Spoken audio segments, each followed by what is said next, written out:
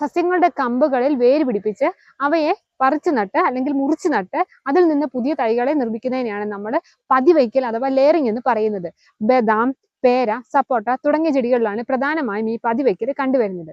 അപ്പോൾ ഈ പതിവയ്ക്കുന്ന പ്രധാനമായിട്ടും 3 സ്റ്റെപ്പുകളിലൂടെയാണ് ചെയ്യുന്നത്. അപ്പൊ നമുക്ക് ഏതൊക്കെയാണ് 3 സ്റ്റെപ്പുകൾ എന്ന് നോക്കാം.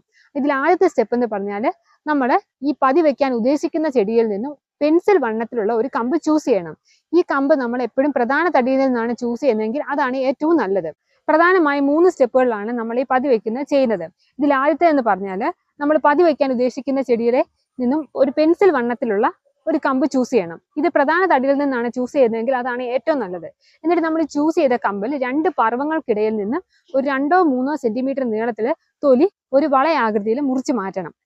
ഇതാണ് നമ്മുടെ ആദ്യത്തെ സ്റ്റെപ്പ്. ഇനി രണ്ടാമത്തെ സ്റ്റെപ്പ് എന്ന് പറഞ്ഞാൽ ചകിരിച്ചോറ്, ചാണകം, മണ്ണ് എന്നിവ ചെറിയ നനവോടുകൂടി ഈ മുറിച്ചു മാറ്റിയ ഭാഗത്തായിട്ട് പൊത്തിവെക്കുകയും അത് ഒരു പോളിത്തീൻ കവർ ഉപയോഗിച്ച് കവർ ചെയ്യുകയും വേണം. എന്നിട്ട് ഇടയ്ക്കിടയ്ക്ക് ആവശ്യമെങ്കിൽ നനച്ചു കൊടുക്കുകയും ചെയ്യണം. ഇനി മൂന്നാമതായിട്ട് 2 മാസത്തിനകം ഈ പതിവെച്ച ഭാഗത്തായിട്ട് ധാരാളം വേരുകൾ കാണപ്പെടും. ഇത്തരത്തിൽ വേരുകൾ വന്നു കഴിഞ്ഞാൽ ആ പതിവെച്ചതിന് തൊട്ട് താഴെ നിന്ന് കട്ട് ചെയ്ത് അവയെ നമുക്കൊരു ഗ്രോ ബാഗിലോ ചെടിച്ചട്ടിയിലോ മാറ്റി നടാം. പിന്നീട് അവയുടെ വളർച്ച അനുസരിച്ച് നമുക്ക് അവയെ പതിയെ മണ്ണിലേക്ക് മറിച്ച് നടാം.